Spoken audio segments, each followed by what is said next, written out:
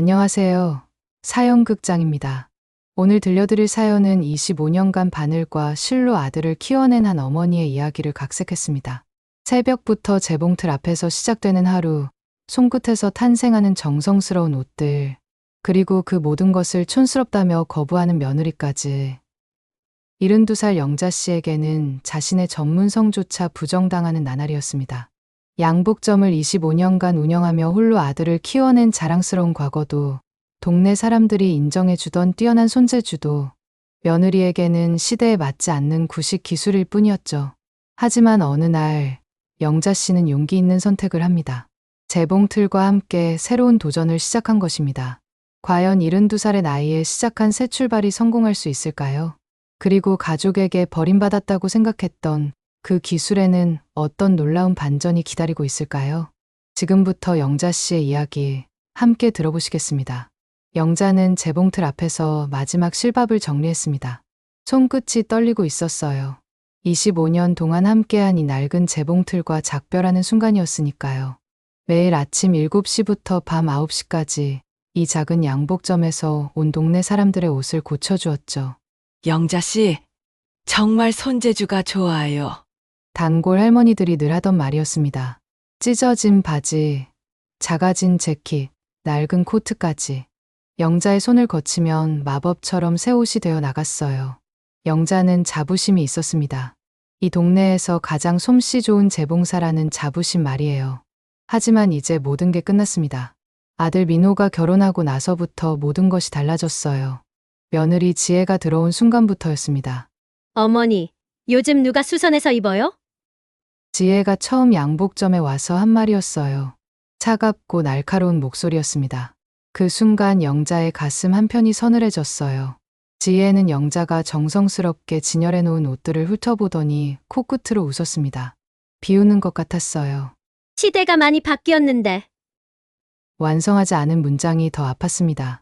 영자는 25년 전을 떠올렸어요. 남편이 심장마비로 갑자기 세상을 떠난 후 어린 민호를 혼자 키워야 했던 그 절망적인 시절 말이에요. 당시 민호는 겨우 7살이었습니다.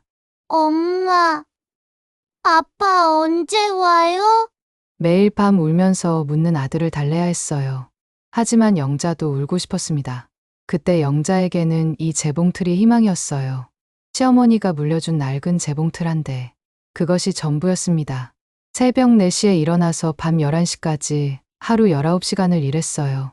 손끝이 피투성이가 되도록 허리가 꺾일 것처럼 아프도록 바늘을 잡고 있었습니다. 민호의 분유값을 벌기 위해서였어요. 아줌마, 이거 내일까지 가능해요? 네, 물론이에요. 영자는 절대 안 된다고 말하지 않았습니다. 손님 하나하나가 소중했거든요. 밤을 새워서라도 약속을 지켰어요. 그렇게 조금씩 소문이 났습니다. 영자네 양복점은 정말 정성스럽게 해준다더라. 단골 손님들이 하나둘씩 늘어났어요. 민호가 초등학교에 다닐 때였습니다. 엄마, 저도 친구들처럼 새 옷 사고 싶어요. 그 말을 들은 순간 영자의 마음이 찢어지는 것 같았어요. 다른 아이들은 백화점에서 산 예쁜 옷을 입고 다녔거든요. 하지만 영자에게는 그럴 여유가 없었습니다. 그날 밤 영자는 울면서 바느질을 했어요. 예쁜 천을 사다가 밤새워 민호의 옷을 만들었습니다. 자수까지 놓아가며 정성스럽게 말이에요. 다음 날 아침 새 옷을 입은 민호가 환하게 웃었습니다. 엄마, 정말 예뻐요. 우리 엄마가 세상에서 제일 잘 만드는 것 같아요. 그 순간 영자는 세상을 다 가진 기분이었어요. 학교에서 친구들이 놀려도 민호는 당당했습니다. 우리 엄마가 직접 만든 거야. 세상에 하나뿐인 옷이야. 자랑스럽게 말하는 민호를 보며 영자는 더욱 열심히 일했어요. 시간이 흘러 민호는 훌륭한 청년으로 자랐습니다. 좋은 대학을 졸업하고 좋은 회사에 취직했어요. 영자의 25년 희생이 결실을 맺는 순간이었습니다. 그리고 지혜와 결혼했습니다. 지혜는 유명한 패션 회사에서 일하는 마케터였어요. 늘 멋진 브랜드 옷을 입고 트렌드 이야기를 하는 똑똑한 사람이었습니다. 영자는 처음에 정말 기뻤어요. 우리 민호가 이렇게 훌륭한 며느리를 만나다니. 자랑스러웠습니다. 하지만 시간이 지나면서 조금씩 달라지기 시작했어요. 할머니, 이 옷 정말 예뻐요. 손녀 수빈이가 영자가 만든 원피스를 입고 기뻐 날뛸 때였습니다. 영자의 얼굴에 환한 미소가 번졌어요. 손녀를 위해 밤새 만든 원피스였거든요. 수빈아, 그런 촌스러운 옷 당장 벗어. 지혜의 목소리가 차갑게 끼어들었어요. 그 순간 영자의 심장이 쿵 하고 멈추는 것 같았습니다. 촌스럽다고 했어요. 할머니가 사랑으로 만든 옷이 촌스럽다고요. 요즘 아이들은 브랜드 옷을 입어야 해요. 친구들 사이에서 놀림받으면 어떻게 해요? 지혜가 수빈이의 옷을 벗기는 모습을 보며 영자는 숨이 막혔습니다. 수빈이가 영자를 바라보는 눈빛이 미안해 보였어요. 그날 밤 영자는 잠을 이룰 수 없었어요. 25년 동안 바늘과 실로 사랑을 표현해 왔는데 그것이 촌스러운 것이었을까요? 며느리의 차가운 말이 가슴에 비수처럼 꽂혀 있었습니다. 다음 날부터 영자의 재봉틀은 조용해졌어요. 손주들도 더 이상 할머니가 만든 옷을 입지 않았습니다. 일주일 후 민호가 조심스럽게 말을 꺼냈습니다. 어머니, 이제 양복 좀 정리하시는 게 어때요? 영자의 손이 멈췄어요. 나이도 많으시고 요즘은 그런 일 하는 사람도 별로 없잖아요. 편히 쉬세요. 영자의 입술이 바르르 떨렸습니다. 25년의 세월이 한순간에 무너져 내리는 기분이었어요. 결국 영자는 양복점 문을 닫았습니다. 단골 손님들이 아쉬워했지만 어쩔 수 없었어요. 아들 집으로 이사 가는 날, 영자는 재봉틀을 마지막으로 쓰다듬었습니다. 오랫동안 고마웠어. 떨리는 목소리의 작은 속삭임이었습니다. 하지만 영자는 몰랐어요. 이것이 끝이 아니라 새로운 시작의 신호라는 것을 말이에요. 그날 밤, 영자의 가슴 깊은 곳에서 작은 불씨 하나가 조용히 타오르기 시작했습니다. 영자가 아들 집으로 이사 온 지 한 달이 지났습니다. 모든 것이 낯설고 어색했어요. 50평이 넘는 큰 아파트, 값비싼 가구들, 그리고 차갑게 돌아가는 일상의 리듬 말이에요. 영자의 재봉틀은 베란다 구석, 작은 창고에 밀려나 있었습니다. 먼지가 쌓인 채로요. 어머니, 아침 일찍 재봉틀 소리 나면 아이들 잠 깰 수 있어요. 지혜가 웃으면서 말했지만 영자는 알 수 있었어요. 진짜 이유는 따로 있다는 것을 말이에요. 그 웃음 뒤에 숨겨진 차가운 시선을 느낄 수 있었습니다. 영자는 새로운 환경에 적응하려고 노력했어요. 며느리가 좋아할 만한 일을 찾아서 하려고 했습니다. 하지만 뭘 해도 어긋났어요. 아침에 일찍 일어나서 청소를 하면 어머니, 저희가 할게요 라며 만류당했고 설거지를 하려고 하면 식기세척기가 있어요 라며 제지당했습니다. 영자는 점점 자신이 이 집에서 할 일이 없다는 걸 깨달았어요. 그런 어느 날 저녁, 손녀 수빈이의 교복을 보게 되었습니다. 어머, 소매가 짧아졌네. 영자의 눈이 반짝였습니다. 오랜만에 할 수 있는 일이 생긴 거였어요. 수빈이는 키가 부쩍 자랐거든요. 교복 소매가 손목 위로 올라와 있었습니다. 수빈아, 할머니가 소매 늘려줄까? 정말요? 고마워요, 할머니. 수빈이가 환하게 웃으며 뛰어왔어요. 그날 밤 영자는 조용히 바느질을 시작했습니다. 소리가 나지 않도록 손바느질로 했어요. 작은 손전등을 켜고 정성스럽게 소매를 늘렸습니다. 25년 동안 쌓인 솜씨가 되살아났어요. 소매를 늘리는 것만으로는 아쉬워서 예쁜 레이스까지 달았습니다. 수빈이가 좋아할 만한 작은 꽃무늬 자수도 놓았고요. 다음 날 아침이었어요. 수빈이가 새로 손본 교복을 입고 거울 앞에서 기뻐하고 있었습니다. 할머니, 정말 예뻐졌어요. 영자의 마음이 따뜻해졌어요. 이런 기분을 느낀 게 얼마만인지 모르겠었습니다. 그때였어요. 어머, 이게 뭐예요? 지혜가 계단을 내려오면서 날카로운 목소리로 물었습니다. 수빈이가 입고 있는 교복을 보더니 얼굴이 굳어졌어요. 할머니가 소매 들려주셨어요. 예쁘죠? 수빈이가 자랑스럽게 대답했습니다. 하지만 지혜의 표정은 점점 어두워졌어요. 어머니, 이렇게 하시면 안 돼요. 그 순간 영자의 가슴이 철렁 내려앉았습니다. 아이들이 학교에서 놀림받아요. 요즘은 다 브랜드 교복 입는다고요. 지혜가 수빈이의 손을 잡으며 계속 말했어요. 이런 촌스러운 수선으로는 애가 부끄러워해요. 촌스럽다는 말이 또 나왔어요. 영자의 안에서 뭔가가 툭 하고 끊어지는 소리가 났습니다. 부끄럽다고 했어요. 할머니가 밤새 정성껏 만든 것이 부끄러운 일이라고 했습니다. 수빈아, 새 교복 사러 가자. 이건 너무 이상해. 지혜가 수빈이를 데리고 방으로 들어가 버렸어요. 영자는 혼자 거실에 남겨졌습니다. 가슴이 먹먹했어요. 목구멍이 꽉 막힌 것 같았습니다. 수빈이가 잠시 나와서 영자를 바라봤어요. 미안한 듯한 슬픈 눈빛이었습니다. 할머니, 죄송해요. 아이의 작은 목소리가 영자의 마음을 더 아프게 했어요. 영자는 억지로 웃어봤습니다. 하지만 눈물이 핑 돌았어요. 괜찮아, 수빈아. 떨리는 목소리였습니다. 그날부터 영자는 더 이상 바느질을 하지 않기로 마음먹었어요. 일주일이 지났습니다. 동네 할머니 한 분이 찾아왔어요. 김할머니였습니다. 영자 씨, 코트 좀 줄여주실 수 있어요? 예전처럼요. 25년 동안 단골이었던 분이었어요. 영자를 찾아 여기까지 온 거였습니다. 영자의 마음이 움직였어요. 오랜만에 반가운 얼굴이었거든요. 물론이죠. 들어오세요. 하지만 영자가 대답하기도 전에 지혜가 나타났습니다. 현관문 앞을 가로막더니 차갑게 말했어요.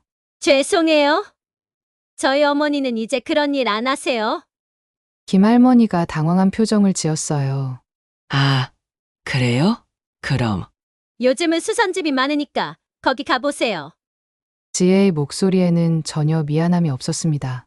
김할머니가 어색하게 웃으며 돌아가는 모습을 보며 영자는 고개를 푹 숙였어요. 25년간 쌓아온 인연이 그렇게 끊어지는 순간이었습니다. 영자는 아무 말도 할 수 없었어요. 목이 메었습니다. 저녁 식사 시간이었어요. 온 가족이 둘러앉은 식탁에서 지혜가 정중하지만 단호한 목소리로 말했습니다. 어머니, 아이들 교육에 대해 말씀드릴 게 있어요. 영자는 수저를 든 손이 떨렸어요. 요즘 아이들 세계에서는 브랜드가 정말 중요해요. 친구들 사이에서 주눅들지 않으려면 어쩔 수 없거든요. 지혜의 말이 계속됐습니다. 그리고 옛날식 교육 방법은 지금 시대에 맞지 않아요. 옛날식이라는 말이 영자의 가슴을 후벼 팠습니다. 영자가 평생 소중히 여겨온 모든 것들이 옛날식이라는 거였어요. 우리 아이들이 다른 친구들보다 뒤처지면 안 되잖아요. 지혜가 마치 당연한 일인 양 말했어요. 영자는 더 이상 들을 수 없었습니다. 먼저 들어가 볼게. 떨리는 목소리로 말하며 자리에서 일어났어요. 민호는 아무 말도 하지 않았습니다. 그냥 고개를 숙이고 있을 뿐이었어요. 자기 방에 들어간 영자는 창고에 있는 재봉틀을 바라봤습니다. 먼지 속에 파묻힌 그 모습이 바로 자신 같았어요. 쓸모 없어진 옛날 물건처럼 취급받는 자신의 모습 말이에요. 영자는 그날 밤잠을 이루지 못했어요. 25년 동안 바늘과 실로 만들어온 사랑이 이렇게 무너질 줄 몰랐습니다. 하지만 영자는 아직 몰랐어요. 이 모든 아픔이 새로운 시작을 위한 준비 과정이라는 것을 말이에요. 창고 구석에 재봉틀이 영자를 조용히 기다리고 있다는 것을 말입니다. 영자는 무릎을 부여잡고 앉아 있었습니다. 25년 동안 재봉틀 앞에서 쭈그리고 앉아 일했던 시간들이 무릎에 고스란히 쌓여 있었어요. 이제는 걸을 때마다 찌릿한 통증이 다리를 타고 올라왔습니다. 참을 수 없을 지경이었어요. 병원에 가봐야겠어.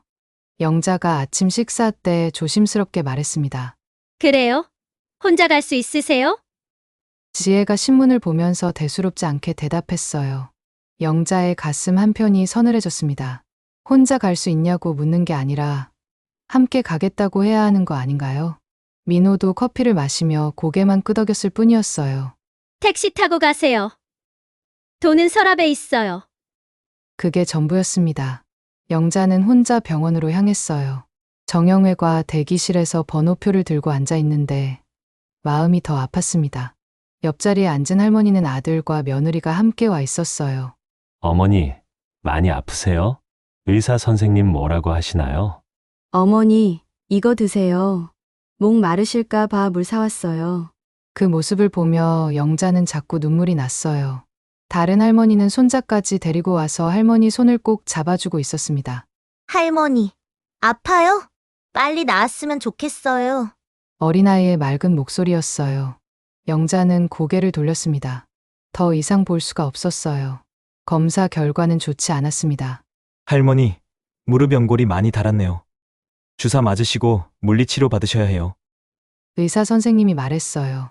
가족분은 안 계세요? 이런 건 혼자 결정하기 어려운데. 영자는 고개를 저었습니다. 괜찮아요. 제가 알아서 할게요. 떨리는 목소리였어요. 집에 돌아와서도 아무도 영자에게 병원 결과를 묻지 않았습니다. 지혜는 아이들 학원 보내느라 바빴고 민호는 회사 일로 바쁘다며 방에 들어가 버렸어요. 저녁 먹고 나서도 마찬가지였습니다. 영자는 이상했어요. 가족이 아픈데 아무도 걱정하지 않는다니. 그날 밤 영자는 화장실에 가려다가 거실에서 나오는 소리를 들었습니다. 발걸음이 멈췄어요. 지혜와 민호가 소파에 앉아서 대화하고 있었거든요. 여보, 시어머니 때문에 아이들 품격이 떨어지는 것 같아요. 지혜의 목소리가 또렷하게 들렸습니다. 영자의 심장이 쿵 하고 멈추는 것 같았어요. 수빈이 친구 엄마들이 뭐라고 하는지 알아요? 할머니가 만든 이상한 옷 때문에 애가 촌스럽다고. 영자는 벽에 등을 기댈 수밖에 없었습니다. 다리에서 힘이 빠졌어요. 그리고 할머니가 자꾸 옛날식으로 뭐든 아끼라고 하잖아요. 요즘 시대에 안 맞아요. 지혜가 계속 말했습니다. 친구들은 다 최신 브랜드 옷 입는데 우리 애들만 할머니표. 옷 입고 다니면 어떻게 해요? 영자의 가슴이 무너져 내렸어요. 할머니표 옷이라고 했어요. 그것도 비우는 말투로요. 어떻게 하지? 민호의 목소리가 들렸어요. 솔직히 시어머니 없으면 우리가 훨씬 편할 텐데요. 지혜의 말이 가슴을 후벼 팠습니다. 아이들 교육에도 방해되고 우리 생활 패턴도 맞지 않고. 영자는 더 이상 들을 수 없었어요. 조용히 발걸음을 돌려서 자기 방으로 들어갔습니다. 그날 밤 영자는 한잠도 잘 수 없었어요. 아이들 품격이 떨어진다고? 시어머니가 없으면 편하다고? 그 말들이 머릿속에서 계속 맴돌았습니다. 영자가 평생 소중히 여겨온 모든 것들이 품격을 떨어뜨리는 일이었다는 거예요. 다음 날 아침도 어김없이 찾아왔습니다. 어머니, 우리 이번 주말에 부산 여행 가려고 해요. 민호가 밝은 표정으로 말했어요. 영자의 마음에 작은 기대가 생겼습니다. 혹시 나도 함께? 2박 3일 정도 갈 건데요. 민호가 계속 말했습니다. 영자가 떨리는 목소리로 물어봤어요. 나도 같이 가는 거야? 그 순간 거실이 조용해졌습니다. 아니요. 어머니는 집에서 편히 쉬세요. 지혜가 웃으면서 대답했습니다. 하지만 그 웃음이 차가웠어요. 우리끼리 가족 여행하려고요. 가족 여행. 그 두 단어가 영자의 가슴에 비수처럼 꽂혔습니다. 그럼 자신은 가족이 아니라는 뜻인가요? 25년 동안 키운 아들, 3년 동안 함께 산 며느리, 그리고 사랑하는 손녀들. 이 모든 사람들에게 자신은 가족이 아니었던 거예요. 아이들도 할머니 없이 자유롭게 놀고 싶어 해요. 지혜가 덧붙였어요. 자유롭게. 할머니가 있으면 자유롭지 못하다는 뜻이었어요. 그 순간 영자의 안에서 뭔가가 완전히 부러지는 소리가 났습니다. 25년 동안 쌓아온 모든 것이 한순간에 무너져 내리는 기분이었어요. 영자는 아무 말도 할 수 없었습니다. 목구멍이 꽉 막힌 것 같았고 눈앞이 캄캄해졌어요. 그럼 잘 다녀와. 겨우 나온 말이었습니다. 그날 오후 손녀 수빈이가 영자 방에 조용히 들어왔어요. 할머니, 작은 목소리였습니다. 영자가 고개를 들어보니 수빈이의 눈가에 눈물이 맺혀 있었어요. 할머니. 저 정말 할머니가 만든 원피스 좋았어요. 수빈이가 영자의 손을 꼭 잡았습니다. 엄마가 버리라고 했는데 저는 정말 예뻤거든요. 친구들도 예쁘다고 했어요. 영자의 눈에서 눈물이 핑 돌았어요. 이 아이만은 할머니의 마음을 알아주는 것 같았습니다. 할머니, 부산 여행 같이 가면 안 돼요? 저는 할머니랑 같이 가고 싶은데. 수빈이의 말에 영자의 가슴이 뜨거워졌어요. 괜찮아. 수빈아. 할머니는 여기서 잘 있을 거야. 영자가 수빈이의 머리를 쓰다듬었습니다. 할머니가 많이 보고 싶을 거예요. 울먹이는 목소리였어요. 그날 밤 영자는 창고에 있는 재봉틀을 바라봤습니다. 먼지투성이가 된 그 모습이 바로 자신과 너무 닮아 있었어요. 버림받고 무시당하고 필요 없어진 존재. 이제 정말 끝인 걸까? 하지만 영자의 마음 깊은 곳에서는 다른 목소리가 들렸습니다. 아니야. 이제 시작이야. 25년 동안 갈고 닦은 솜씨가 이렇게 끝날 수는 없었어요. 그날 밤, 영자는 처음으로 생각했습니다. 진짜 가족이 무엇인지, 진짜 사랑이 무엇인지에 대해서 말이에요. 그리고 자신이 정말 원하는 삶이 무엇인지도 말입니다. 가족들이 부산으로 떠난 그 아침, 영자는 현관 앞에서 그들의 뒷모습을 바라봤습니다. 큰 캐리어들을 끌고 나가는 모습이 점점 작아져 갔어요. 문이 닫히는 순간 집 안이 텅 비어버렸습니다. 하지만 이상했어요. 외롭기보다는 자유로웠습니다. 25년 만에 처음으로 혼자만의 시간이 생긴 거였어요. 영자는 천천히 거실을 둘러봤습니다. 평소에는 늘 누군가의 눈치를 봐야 했는데 오늘은 아무도 없었어요. 마음이 차분해졌습니다. 베란다 창고로 향했어요. 먼지투성이 재봉틀이 구석에 쭈그려 앉아 있었습니다. 오랜만이야. 영자의 목소리가 떨렸어요. 재봉틀을 천천히 닦기 시작했습니다. 하나하나 정성스럽게 먼지를 털어내며 말이에요. 25년 동안 함께한 동반자였으니까요. 닦다 보니 추억이 되살아났어요. 어린 민호를 위해 밤새 옷을 만들던 시절, 단골 손님들이 고맙다며 인사하던 모습들이 주마등처럼 스쳐갔습니다. 그때 전화가 울렸어요. 영자야, 뭐해? 친구 선옥의 반가운 목소리였습니다. 집에 혼자 있어. 혼자? 가족들은 어디 갔는데? 영자는 모든 이야기를 털어놨어요. 그동안 참아왔던 모든 서러움과 상처를 말이에요. 며느리의 차가운 말들, 가족 여행에서 제외된 일, 25년간 쌓아온 기술을 무시당한 일까지. 선옥은 한참을 조용히 듣더니 말했어요. 영자야, 이제 내 인생 살아야지. 그 말이 영자의 가슴에 깊이 박혔습니다. 너 혼자 그렇게 참고만 살 필요 없어. 너도 행복할 권리가 있어. 선옥의 목소리가 따뜻했어요. 전주에 내 사촌 언니가 살거든. 거기 한옥마을 근처에 작은 공방들이 많다던데. 영자의 심장이 두근거리기 시작했습니다. 한번 가볼까? 구경만이라도. 새로운 시작. 그 말이 이렇게 설렐 줄이야. 정말 나 같은 늙은이도 새로 시작할 수 있을까? 무슨 소리야? 72살이 어때? 요즘 세상의 72살은 새파란 젊은이야. 선옥의 격려에 영자의 눈에서 눈물이 핑 돌았어요. 다음 날 새벽, 영자는 전주행 기차에 몸을 맡겼습니다. 선옥과 함께요. 창밖으로 스쳐 지나가는 풍경들이 신기했어요. 25년 동안 동네에서만 살았는데 이렇게 멀리 나오는 게 언제만인지 모르겠었습니다. 전주 한옥마을은 정말 아름다웠어요. 전통 기와지붕들이 줄지어 서 있고 그 사이사이로 작은 공방들이 자리 잡고 있었습니다. 전통과 현대가 어우러진 곳이었어요. 저기 봐, 영자야. 저 공방 어때? 선옥이 가리킨 곳은 조그만 한옥 건물이었습니다. 임대 팻말이 붙어 있었어요. 영자는 그 순간 가슴이 뛰었습니다. 여기가 좋겠어. 마음속에서 저절로 나온 말이었어요. 집주인 할아버지가 나와서 친절하게 안내해 주었습니다. 어떤 일 하실 거예요? 재봉일이요. 옷 만들고 수선도 하고. 영자의 목소리에 자신감이 돌아오고 있었어요. 오랜만에 느끼는 감정이었습니다.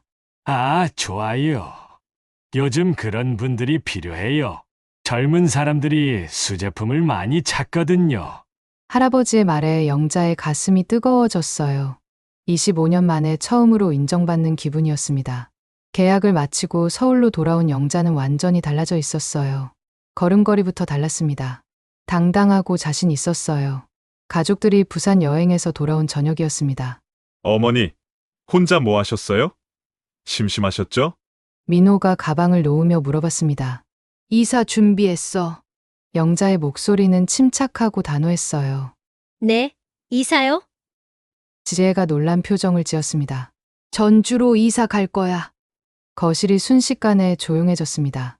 민호와 지혜가 서로 얼굴을 쳐다봤어요. 어머니, 갑자기 왜 그러세요? 농담이시죠? 민호의 목소리가 당황스러워했습니다. 하지만 영자는 농담하는 표정이 아니었어요. 너희가 내 기술을 무시했잖아. 영자가 그동안 참았던 모든 것을 쏟아내기 시작했습니다. 촌스럽다고, 시대에 맞지 않는다고, 아이들 품격이 떨어진다고 했잖아. 목소리가 떨렸지만 힘이 있었어요. 25년 동안 바늘 하나로 너를 키웠는데 그게 그렇게 부끄러운 일이야? 지혜가 입을 열려고 했지만 영자가 먼저 말했습니다. 그리고 가족 여행에서 나만 빼놓고 나는 가족이 아니야? 영자의 눈에서 25년간 쌓인 모든 서러움이 쏟아져 나왔어요. 나는 이제 내 인생을 살 거야. 내가 하고 싶은 일을 하면서 말이야. 그 순간 영자는 완전히 다른 사람이 된 것 같았어요. 어머니, 저희가 잘못했어요. 다시 생각해 보세요. 민호가 고개를 숙이며 사과했습니다.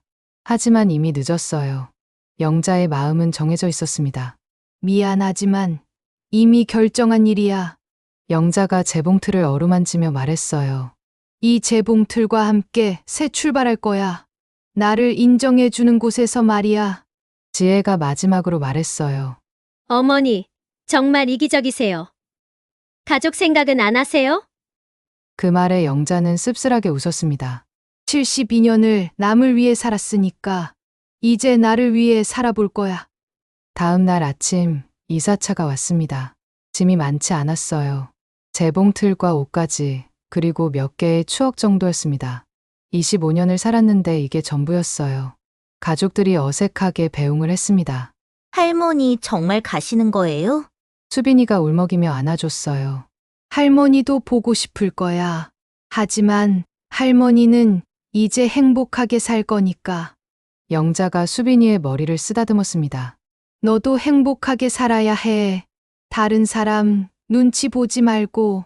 차가 출발했어요. 뒷창으로 보이는 아파트가 점점 작아져 갔습니다. 25년 동안 묶여있던 모든 것에서 벗어나는 기분이었어요. 이제 정말 자유야.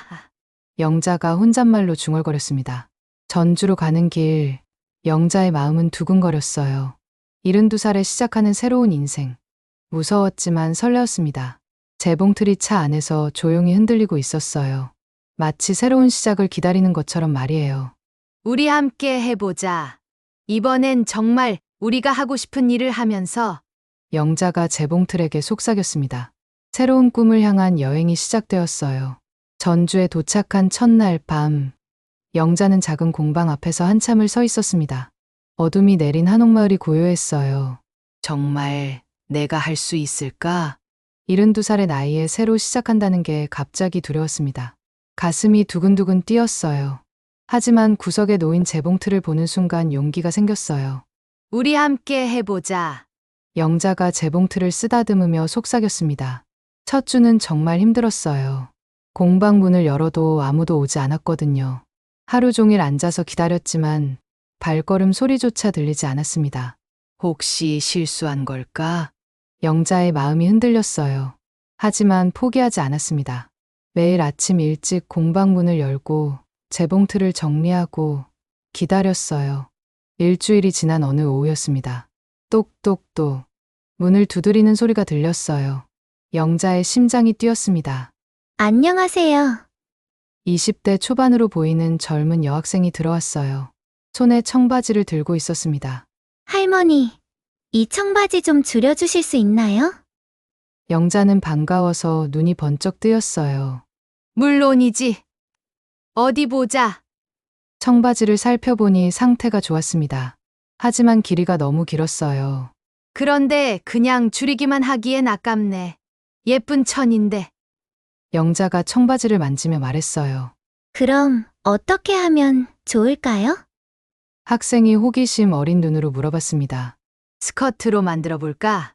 아니면 반바지로? 그 말에 학생의 눈이 반짝 빛났어요. 정말 가능해요? 와, 신기해요. 영자의 손이 움직이기 시작했습니다. 25년 동안 쌓인 솜씨가 되살아났어요. 가위질하고 재단하고 바느질하는 모든 과정이 물 흐르듯 자연스러웠습니다. 학생은 영자의 손놀림을 신기하게 바라봤어요. 할머니, 정말 대단하세요. 어떻게 이런 생각을 하세요? 그 말에 영자의 가슴이 뜨거워졌습니다. 오랜만에 느끼는 인정이었거든요. 이틀 후, 완성된 스커트를 받아본 학생이 감탄했어요. 와, 완전 다른 옷이 됐어요. 이거 정말 예뻐요.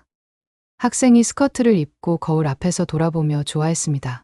그 순간 영자의 가슴이 벅차올랐어요. 이런 기분을 느낀 게 얼마 만인지 모르겠었습니다. 할머니, 인스타그램에 올려도 될까요? 친구들한테 자랑하고 싶어요. 인스타그램이 뭔지 모르겠지만 좋아. 영자는 고개를 끄덕였어요. 그 사진이 온라인에 올라간 후부터 모든 게 달라졌습니다. 샵 할머니 업사이클링, 샵 전통기술, 샵 지속 가능한 패션, 샵 핸드메이드. 젊은 사람들이 하나둘 찾아오기 시작했어요. 할머니, 이 옷도 다른 걸로 만들 수 있어요? 진짜 신기해요. 버릴 뻔한 옷이 이렇게 예뻐질 줄이야. 할머니 손은 마법 손이에요. 매일 새로운 손님들이 찾아왔습니다. 영자는 하루하루가 즐거웠어요. 자신의 기술이 이렇게 인정받는다는 게 믿어지지 않았습니다. 한 달이 지나자 전국에서 주문이 들어왔어요. 택배로 옷을 보내오며 할머니한테 맡기고 싶다고 하는 사람들이 늘어났습니다. 2달 후에는 서울에서 패션 디자이너가 찾아왔어요. 할머니, 저희와 협업하고 싶어요. 할머니 기술이 정말 대단하거든요. 30대 여성이 정중하게 인사했습니다. 요즘 젊은 세대들 사이에서 할머니가 유명해지셨어요. 지속 가능한 패션의 선구자라고 불리고 있어요. 영자의 눈에서 눈물이 핑 돌았어요. 선구자라고 했어요. 평생 처음 들어보는 말이었습니다. 제가 정말 그런 사람인가요? 떨리는 목소리로 물어봤어요. 네, 환경을 생각하고 옷에 새 생명을 주는 일이잖아요. 정말 의미 있는 일이에요. 영자는 그제야 깨달았어요. 자신이 25년 동안 해온 일이 이렇게 소중한 것이었다는 걸 말이에요. 3달이 지난 어느 날, 민호가 갑자기 찾아왔습니다. 엄마, 현관 앞에 서 있는 아들의 모습이 많이 변해 있었어요. 수척해 보이고 어깨도 축 처져 있었습니다. 왜 왔니? 미리 연락도 안 하고. 영자가 담담하게 물어봤어요. 엄마, 정말 죄송해요. 민호가 고개를 푹 숙였습니다. 거실로 안내해서 차를 끓여주며 민호를 바라봤어요. 예전과는 완전히 다른 모습이었습니다. 엄마 소식 들었어요. 인터넷에서 엄마 이야기가 다 나와 있더라고요. 민호의 목소리가 떨렸어요. 젊은 사람들이 엄마를 선생님이라고 부르고 할머니의 마법 손이라고 하고 엄마가 이렇게 대단한 분인 줄 정말 몰랐어요. 영자는 조용히 차를 마셨습니다. 우리가 정말 바보였어요. 엄마의 소중함을 전혀 몰랐어요. 민호가 계속 말했어요. 지혜도 많이 후회하고 있어요. 매일 엄마 얘기만 해요. 그래. 그럼 됐어. 영자의 목소리에는 원망이 없었어요. 엄마, 다시 같이 살까요? 이번엔 정말 잘할게요. 엄마를 모시고 싶어요. 민호가 간절하게 말했습니다. 하지만 영자는 천천히 고개를 저었어요. 고마워. 하지만 난 여기가 좋아. 영자의 목소리에는 확신이 있었습니다. 이제 나는 누구의 엄마가 아니야. 장인 영자로 살고 싶어. 그 말을 하는 순간 영자는 완전히 새로운 사람이 된 기분이었어요. 민호는 이해한다는 듯 고개를 끄덕였습니다. 알겠어요, 엄마. 그리고 정말 자랑스러워요. 민호가 돌아간 후 영자는 재봉틀 앞에 앉았어요. 오늘도 많은 주문이 기다리고 있었습니다. 바늘에 실을 꿰면서 영자는 환하게 미소를 지었어요. 창밖으로 한옥 지붕들이 보였습니다. 전통과 현대가 어우러진 이곳에서 영자는 자신만의 자리를 찾았어요. 72살에 찾은 진짜 행복이었습니다. 이제 시작이야. 영자가 재봉틀에게 속삭였어요. 25년 동안 쌓은 기술로 새로운 꿈을 펼치는 날들이 앞으로도 계속될 것이었습니다. 영자는 더 이상 누군가의 그림자가 아니었어요. 당당한 장인 영자로서 자신의 빛을 내며 살아가는 진짜 주인공이 되었습니다. 지금까지 72세 재봉사 영자 씨가 가족의 무시를 딛고 새로운 꿈을 펼쳐나간 이야기를 들어보셨습니다.